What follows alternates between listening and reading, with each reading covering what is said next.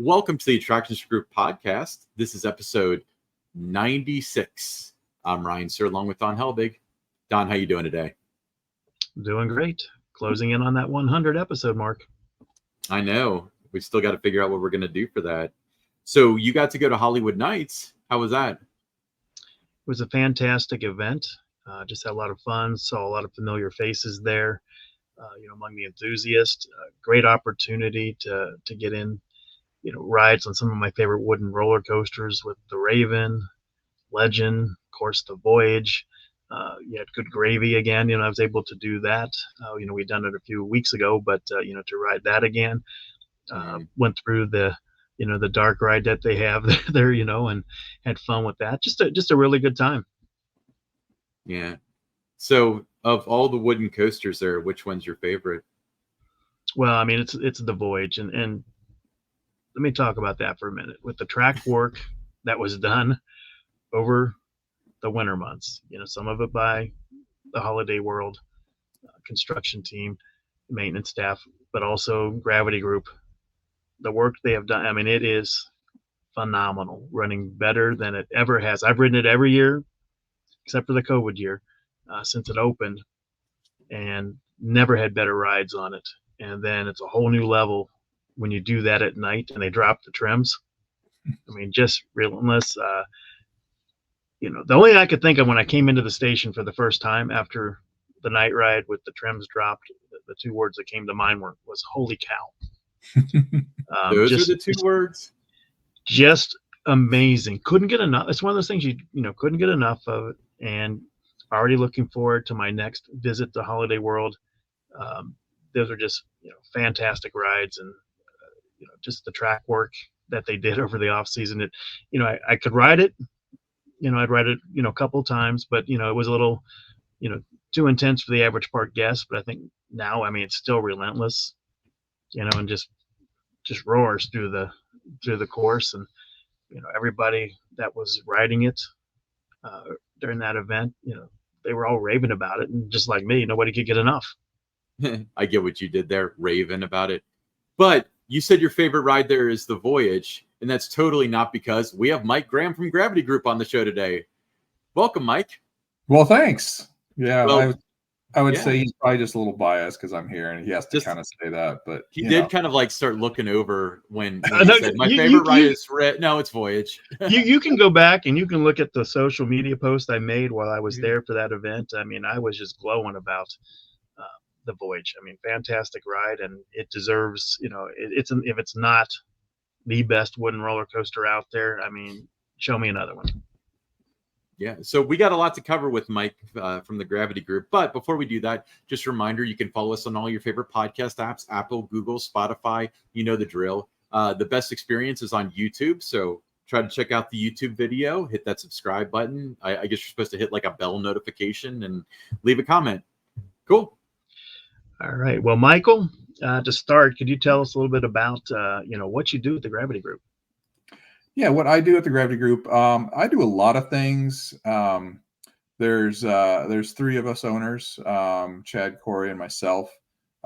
Recently, we finally were able to help Larry retire, so he's no longer part of the group of four.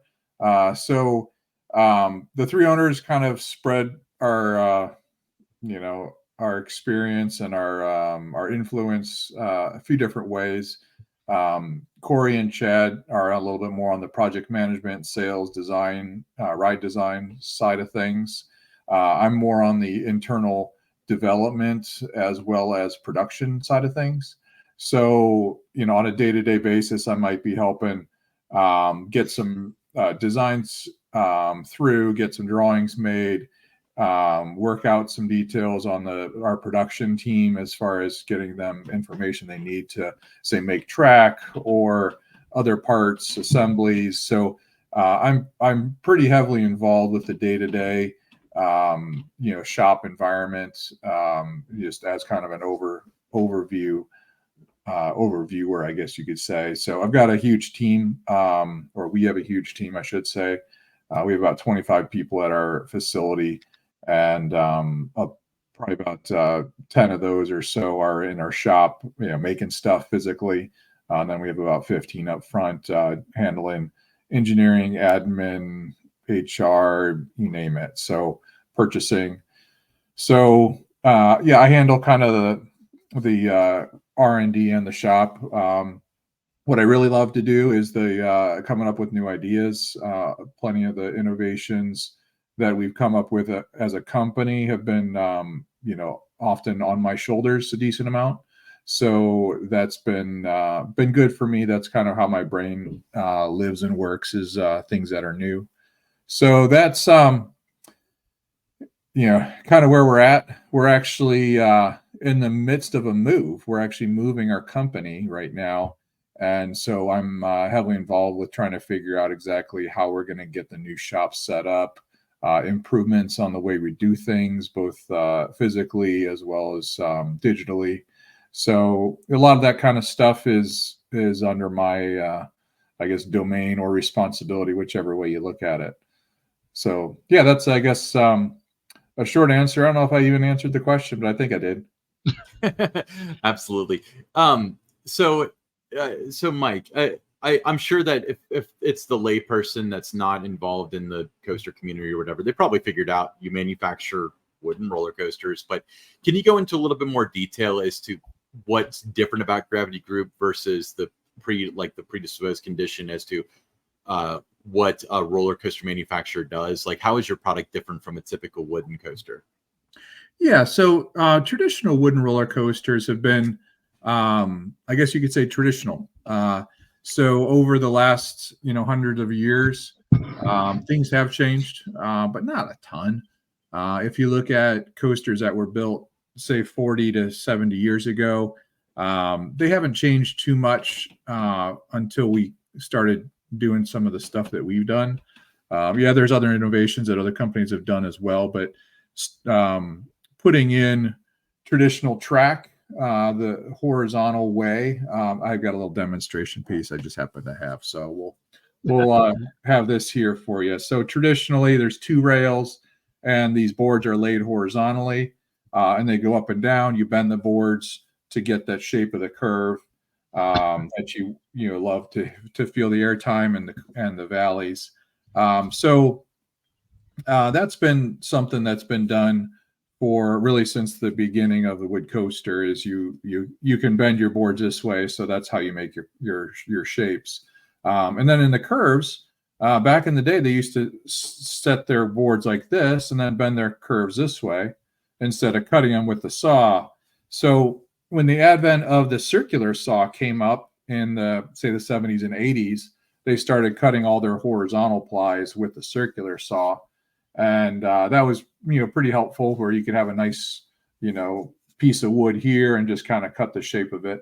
So then more recently in 2019, we debuted the first section of the combination of cut track and vertical track, as well as cut track and horizontal track, that was not cut with the circular saw, but actually cut with a computer controlled machine. So instead of some guy on the site in, freezing weather making a cut along this wood here, we actually take this board and we throw it on a machine, and basically it cuts out the shape.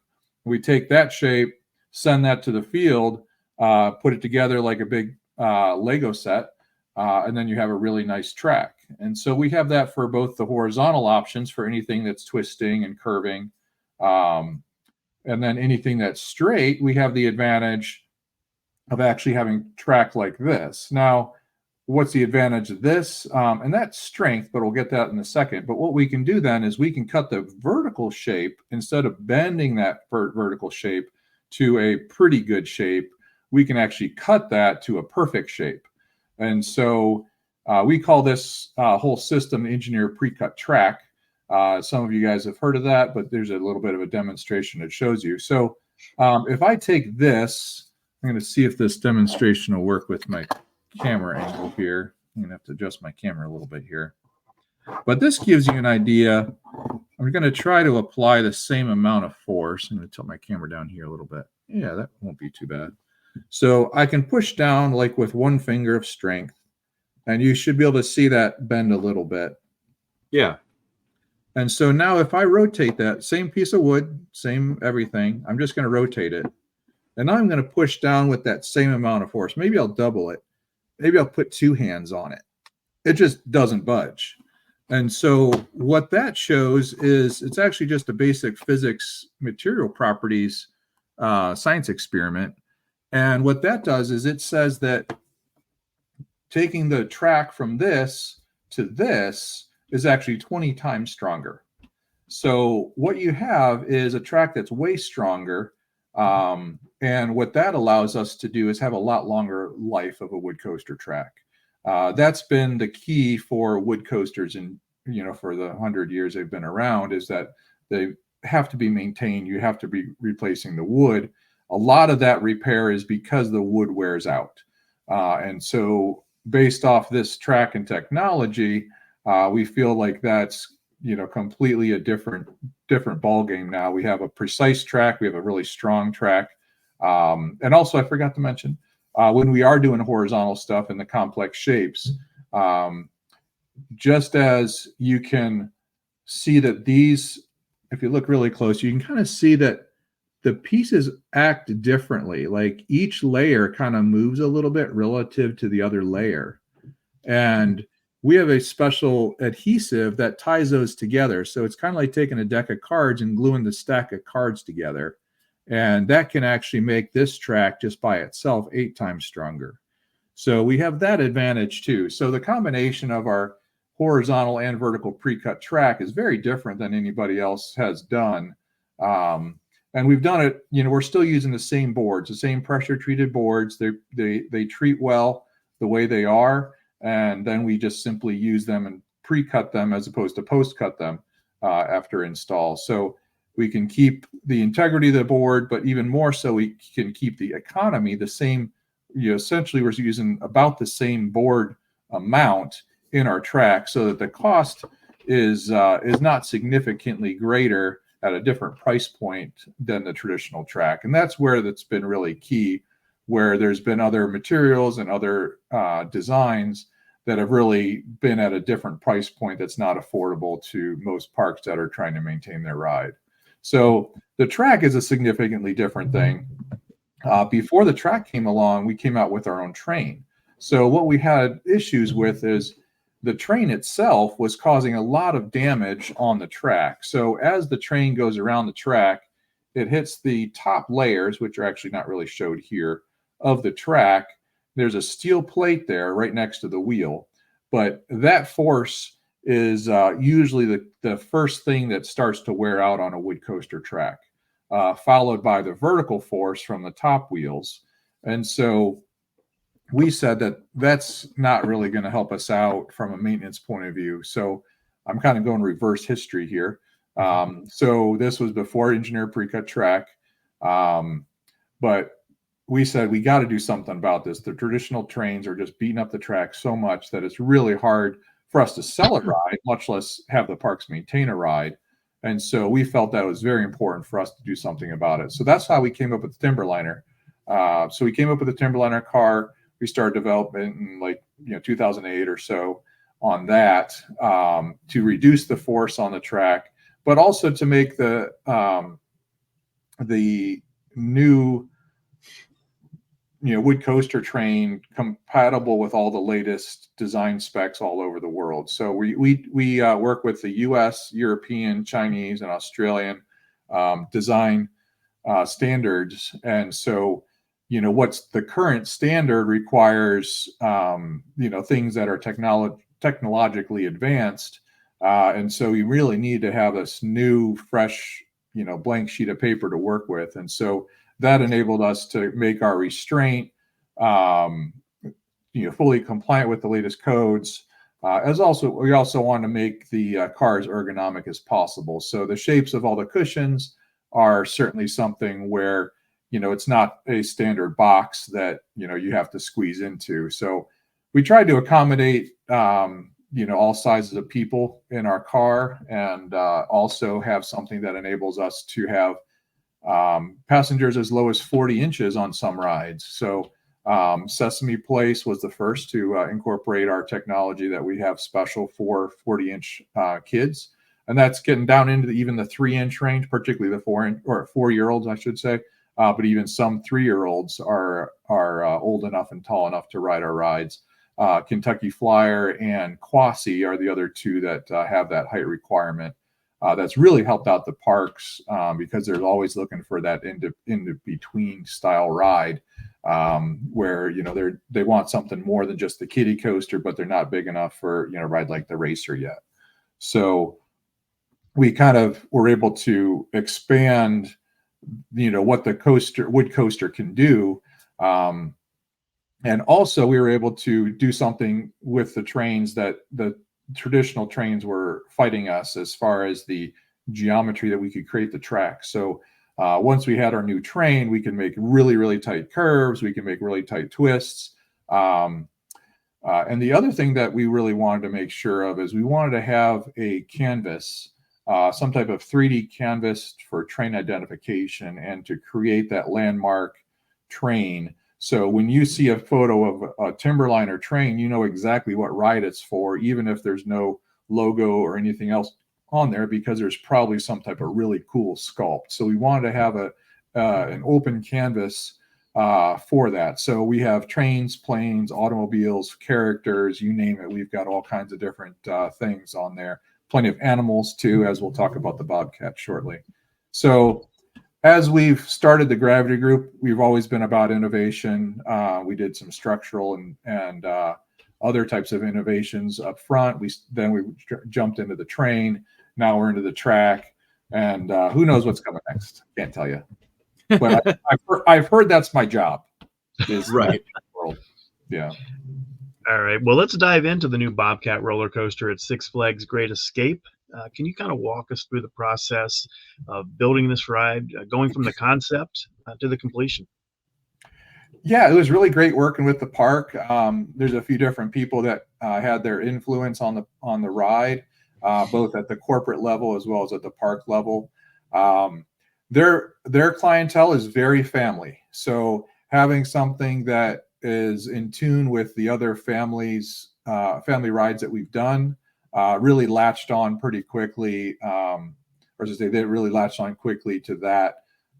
They really liked a certain number of our rides, and so we went through maybe 5 or 6 different iterations on which site and how to incorporate what was going to be available.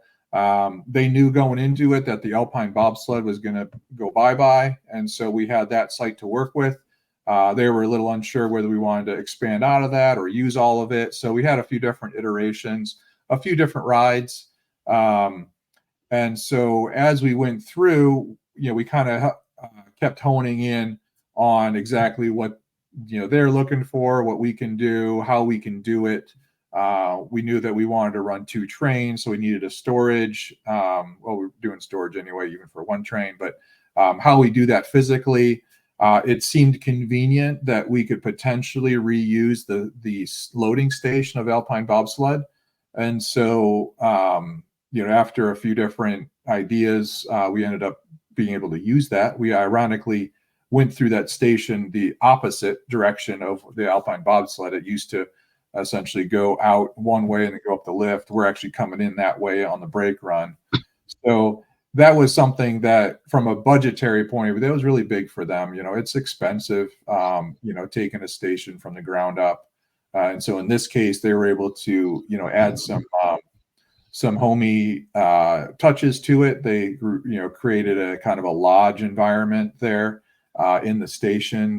So like the Bobcat's on the prowl outside and you're safe in the lodge for now. So it was very effective and also very inexpensive for them to, kind of create those touches with some existing architecture. Very cool. Now, the feedback has been that it's had it's a very exciting ride with quick turns, spunky drops, and heart-pumping excitement. What are some of the design elements that created these kind of sensations on the ride? I think the core of our rides is airtime, and so it's like a chocolate chip cookie. You got to have the chocolate chips in there. However, the chocolate chip cookie would be kind of lousy if the dough didn't taste good and the whole package wasn't, tasting right and feeling right in your mouth. So you kind of have that variety. So in this case, we go up the first drop, or for first lift, we go down the first drop. That's probably my favorite part of the ride, just the first drop and that first hill. That second hill of airtime, it goes right over the brake run and then underneath a head chopper, and it's just bliss. The whole train, it makes a different sound when it's completely floating, and then all of a sudden you're coming down, you see this big track in front of you, you duck under it. It's a really dramatic spot. So there's a visual aspect of it, there's the physical airtime, and then right after that you dart to the left, and then you go up this twisting double up. And so it definitely keeps you guessing. So in some regards, I think like even everybody there at the park, they're like, when we came up with the name Bobcat, it was perfect. The instant that somebody first thought of it, it was like, it's a small, spunky, feisty kind of animal that surprises you, keeps you guessing. And so in this case, it's kind of on a pounce. It's going out, it stays low to the ground. So when it stays low to the ground, it keeps the speed up, but there's still airtime. So there's still kind of the bounding, hopping sensation. So near the end, there's some twists and turns, a double down, it goes into the final curve, and then nice airtime hill right into the brake run. So it kind of lands, I guess you could say, from its pounce. And you can kind of see that same pounce gesture on the front of the car. As it's kind of on the prowl on the front car, you can see that sculpt. So it all kind of ties together really well in the character of the Bobcat. So we really like how that all turned out, and it kind of tells a story without having to try to narrate a story. So talk about how the Gravity Group collaborated with Six Flags Great Escape to ensure the Bobcat was going to meet what the park was looking for. Yeah, absolutely. So a little bit what I touched on, but a little bit more. So they definitely kept iterating, said, we've got these other rides. Some are more on the thrill level, some are more on the family level. We got to keep this really good for the entire family. And what we found is with our family rides, usually it's the little kids that like the more sensations than the adults. Kids, you just toss them up in the air, they love it. You don't really do that with adults. And so we kind of feel like the family coasters maybe tainted a little bit in excitement. So we want to make sure we kept that really good excitement in there. And the park was very key about that too. They're like, we don't want this kind of boring ride. We really want to have some really good airtime. And representatives from Six Flags have been on our other rides, and they're like, yes, definitely make them. Like Wooden Warrior airtime, or Roarsaurus, or some of Oscar's Wacky Taxi is like, we want that excitement, that exhilaration that you feel from those smaller rides, and that spark of airtime, but not too extreme that it kind of scares people. So and then they just kind of kept pushing back a bit on our designs to try to get exactly what they were looking for. Keeping the ride to exactly where it was. We had to tug and pull it quite a bit over the process, but it all ended up nestling really quite well in the site itself. So that was part of it. And then there's also the technical things where they're like, okay, right in the middle of the turnaround, there's a building. And so they're like, this is the maintenance building for the go-kart track. We have to keep this. Like, this is a must. We have to have access under the coaster over to the go-karts. We also need to have access for lift equipment to come in over here, and then lift equipment coming here to the motor house. So there's a lot of those kind of constraints too that we learned about. The other thing that I recall as I'm looking at this aerial photo is the entrance and exit ramps. The original ride, I believe, is flipped. They had the entrance ramp on the inside or the outside of the ride. I don't remember now. At one time it was flipped. It might be back to the original. I'm drawing a blank. But the exit ramp and the whole entrance, the original experience, if you look at the top right of that photo, there's a big kind of round green tree right next to the go-kart track. That was the old entrance to the Alpine bobsled. And it was very non-intuitive. And so the station is right down in the center middle. And you kind of walk up to the station. You're like, hey, where do I get in this ride? I can see that the ride is, loading here. And the lift is going up to the left in this case. And so they're like, yeah, you have to go all the way around to this other part of the ride, past this other building, and that's where the entrance is. So that was another thing that the park was like, okay, yeah, this is the time to remedy that. And then they came up with the idea of like, hey, how about we queue underneath the lift structure? And so that was a design challenge that they threw at us that we accepted. And it's actually really cool. It feels like you're kind of going through this enclosed space, as a forest, as a cat, as a however you want to say it. But it was certainly something that the park had in mind to kind of help create that anticipation. And certainly we're like, yeah, we can see what we can do to make that happen. So all the queue is right inside the lift in the first drop area. So it really is a nice way to engage the waiting guests to, view the ride and, kind of start whetting their appetite. So Mike, you mentioned that,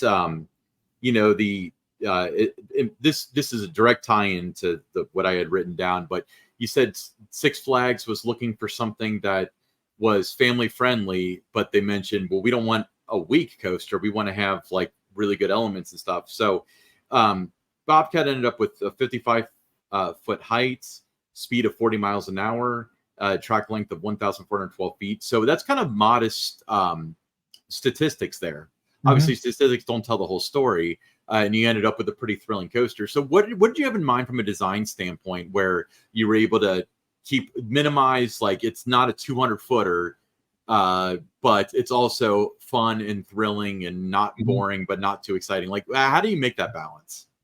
It really comes down to the accelerations. The one thing you don't have with a 55-foot tall coaster is a huge speed. So there's pros and cons to that.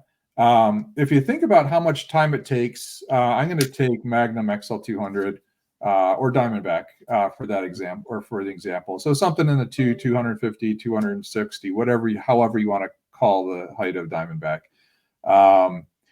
It takes a certain number of seconds to get from one hill to the next hill. And so there's a bit of a lag, even more so on something that's 300 footer.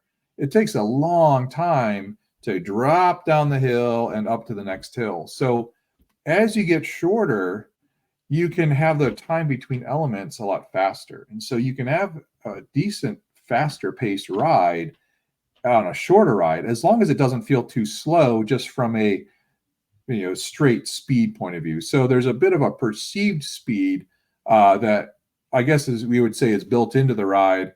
And that's just simply because the accelerations that you feel still feel like big boy accelerations. You feel the positive G's, you feel the air time, you feel the lateral G's. And so those accelerations are what you feel. So it's not like your brain saying, hey, this is a small ride, there's no forces on there. There's still forces. Those accelerations are a function of the speed and the radius. So if we decrease the speed, we can also decrease the radius and come up with those same accelerations. And so that's what we always do to make sure it's an exciting ride, as well as it delivers the forces that we're looking for, because the forces are what are the lasting impressions. Sometimes the speed is. I think the speed is something where you remember the speed at Orion's first drop or Millennium Force's first valley, or you might remember the speed in a negative way, say on Adventure Express. There might be a spot on there that's like, the second lift, of course, you drop onto the brake run and you're like, wow, that was like no speed whatsoever, and I'm a little upset. So we got to make sure we don't take that speed down to zero, but really the forces are what create that memory. So we kind of have the little science of fun, in our toolbox to make sure that their ride isn't lame, and that's kind of our signature. Yeah, so Mike, the Bobcat is designed with 9 different airtime moments. So can you tell us more about how these airtime moments were incorporated and why you feel that they're important for the ride experience. Yeah, absolutely. One of the things we try to do is we try to have every hill to be different. It doesn't always happen that way, but very often you'll have a situation where if there's a series of a big, say, there's a big straight line, and we have hill after hill after hill, it all kind of feels the same. So, say an old John Miller ride, or some other rides like that. And so in this case, each chocolate chip, as I like to say, on the airtime has a little bit different flavor. The first drop airtime is a really steep drop. It's 50 some degrees. I don't remember exactly the number. And it's a really great yank in that back seat. The front seat's a beautiful view, a little touch of airtime, I think, in the front. And so you have this, as you're going around the turn at the top, there's that anticipation. You line up and you see all of Bobcat laid out in front of you. And it's a beautiful visual. And you're going down the first drop. And so even though it's 55 degrees, you're out of your seat. It's a wonderful, wonderful spot of airtime. The second one I mentioned is just wonderful. The whole train is just up on its upstop wheels, flying over the hill, ducking under the next curve. So that's, airtime number 2 is very different than airtime number 1. Airtime number 3 is actually going up a hill. It's part of a double up. And so you're actually kind of twisting sideways. And then you land. So it's just kind of this little kind of almost a stutter in a good way. And then you bank up the other way on the second part of the hill. And at that point, you have a pretty good elevation. So as you're going through the second hill, you're in air, you're also twisting. And then as you go into the turnaround, you're twisting back the other way, and you land really nicely into a right-hand curve. So those two airtime spots, again, are a little bit different surprise to the passenger, followed by a real low-speed curve connected to another low-speed curve just by a real low, straight, kind of twisted a little bit airtime just to make that transition nice and smooth. So, as you're there, you're like, wow, there's a lot of stuff going on here. There's twists, there's turns, there's airtime spots. I can't quite even remember what I just went through. And then you go over basically a curving right to curving left. It's really natural when you're curving one way to curving the other way to put a real nice airtime hill in there. Think about the Voyage. There's 2 great experiences there, right over the lift hill on the return run, and then right over the brake run as you come past the station. So those are both real natural airtime spots. So in this case, we have an airtime spot there, and that actually also has a head chopper underneath the twisting double up, if you're all kind of keeping track of all this. So there's a lot of stuff visually still going on too, in addition to the airtime. You have a left turn there, you climb, and then you have a real straight section, and it's a long section. Usually a long section is a tricky section to work with. And this goes back to John Miller and Marcus Thompson and Herb Schmeck. If you have a long area and it wants to be one hill, you often will change that into a double up or a double down. Usually if you just stretch out that hill, it just delivers not at all. And so you really need to kind of let the dynamics massage what you need to do. We also had a track to go over, so that valley after the second hill, we're down and their track is going over that hill.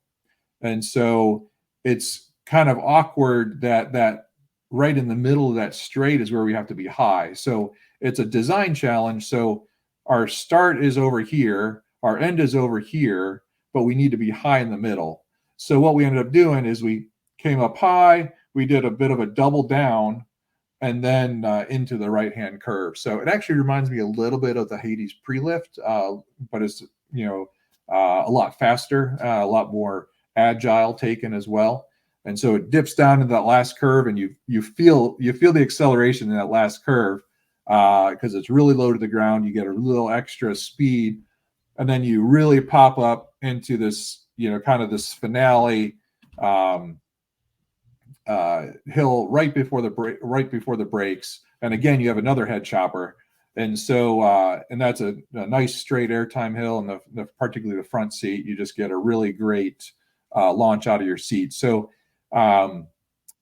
sometimes, designers like to just make sure you have lots of twists and turns and stuff like that. However, we like to toss that in with the airtime because we can. And so having all those mixes of flavors is really what I feel like our rides do well. And that's what, people rave about them for. So those are the 9 special spots of airtime on Bobcat from the designer seat. And I was privileged to be one of the designers of the ride Centerline on this ride. Chad, Corey, and myself all had a hand in it. So usually that's not my world, as I kind of mentioned earlier, but I was able to help out on this. So that was kind of special too, being able to leave a little bit of my mark on that. Mike, this is your first. This is the first Gravity Group coaster to go to a Six Flags park, correct? That is correct. All right. So where do you think this fits into the general Six Flags lineup with this new relationship?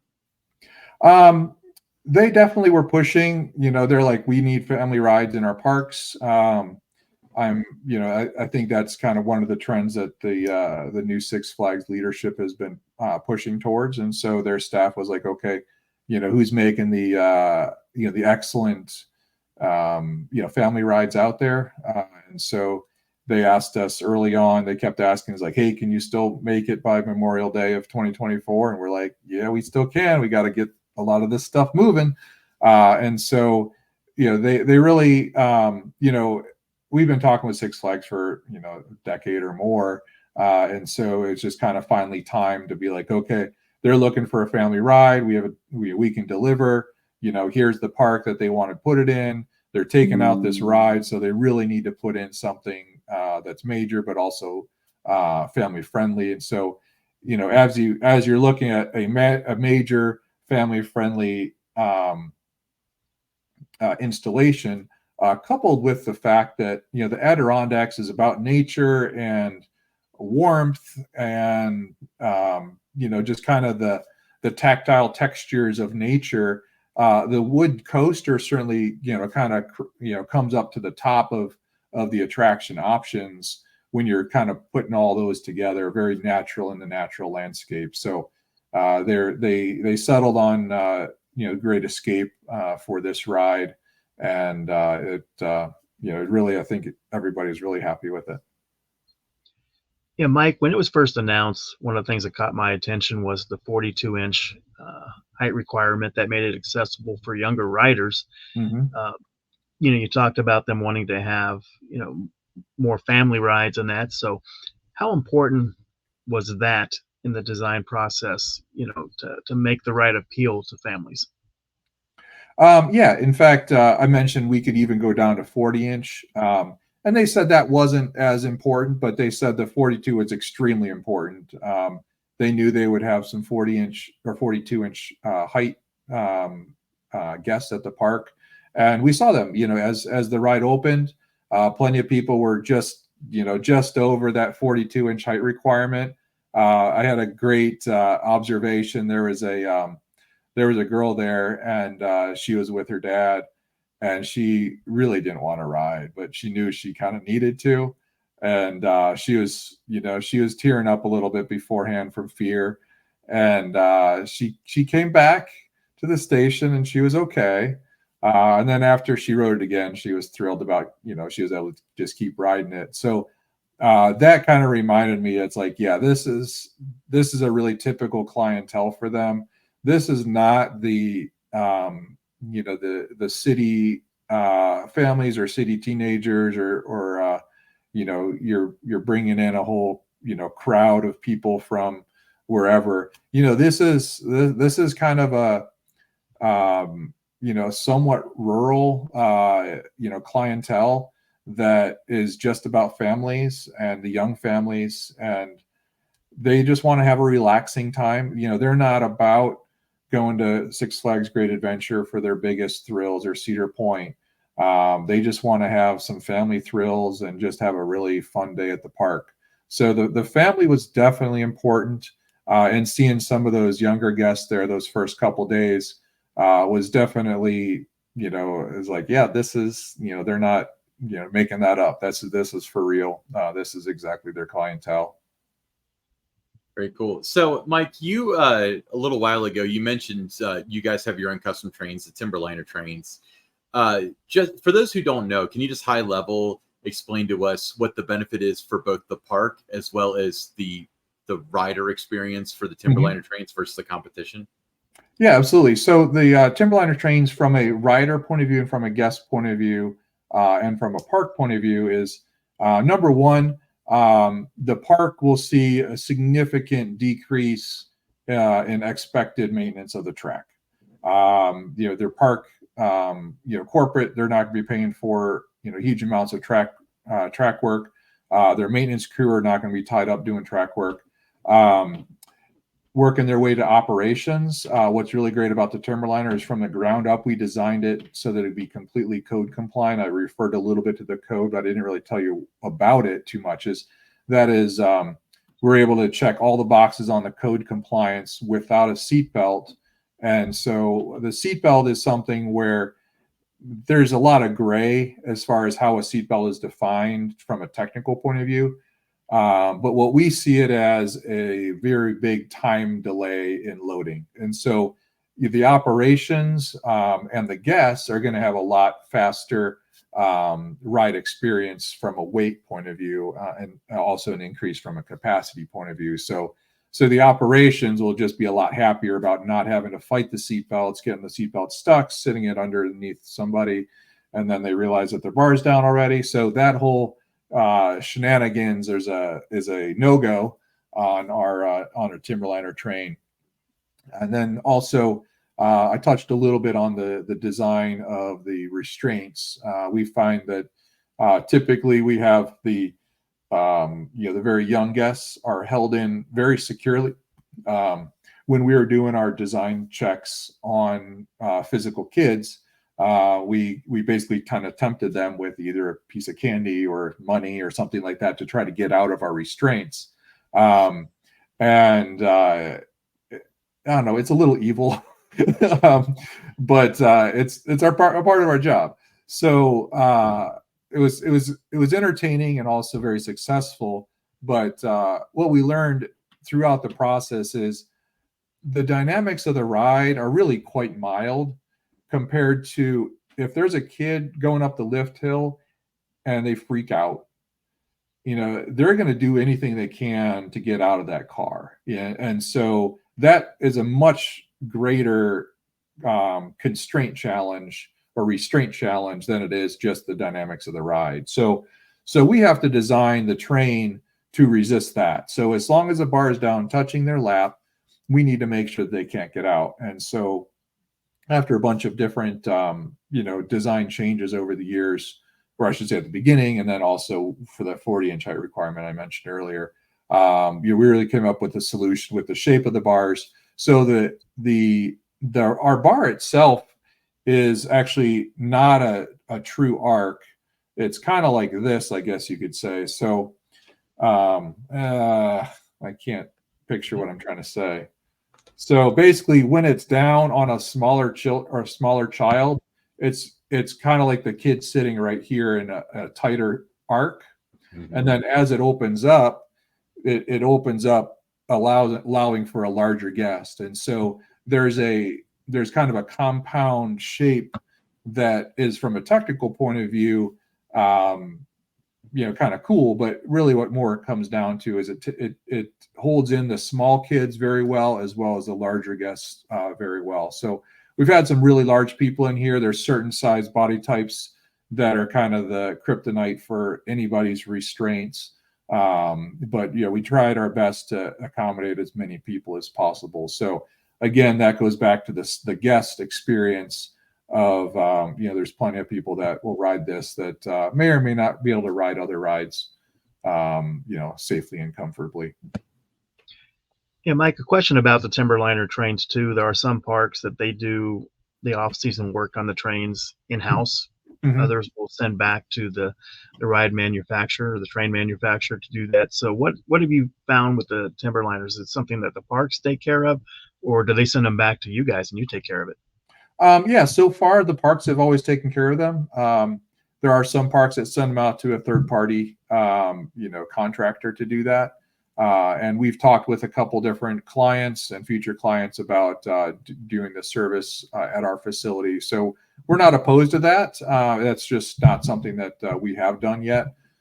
So it is something we're, kind of preparing in the background that we feel that that'll probably come down the pike at some point. But yeah, for the most part, the parks are happy to maintain them themselves. Yeah. So, Mike, is there anything about the Bobcat that people don't know, like a fun fact you want to share or anything like that? Oh, that's a good question. Let's see, a couple of things I probably shouldn't share. Oh, we're all friends here. You can do it. Yeah, I came up with a couple nicknames for different things that are probably not going to stick, but I like them. And that is in the storage bay where the Bobcat sits overnight. I'd like to naturally call that the Bobcat Den. And then the Q gates that we did on the ride were actually a brand new design as well, and they look like cages. So it kind of looks like a Bobcat cage. And so it kind of then the whole station just kind of has a Bobcat lair, I guess, maybe point of view. I do want to point out though is what the ride entrance looks like. You might have seen some pictures of that, and it has a big Bobcat and a big sculpt that you walk under. There's a pool to the left with the waterfalls. There's a couple Bobcat sculpts up on this little ledge, and as you walk in, there's another waterfall. So it's a really cool entrance right before you get to the queue that I mentioned, where you actually walk under the structure. But it kind of sets the tone for this outdoorsy Adirondack, kind of feel for the ride. And so I give props to the park for coming up with those ideas, and also Six Flags corporate design. They came up with some of those details as well. Pretty cool.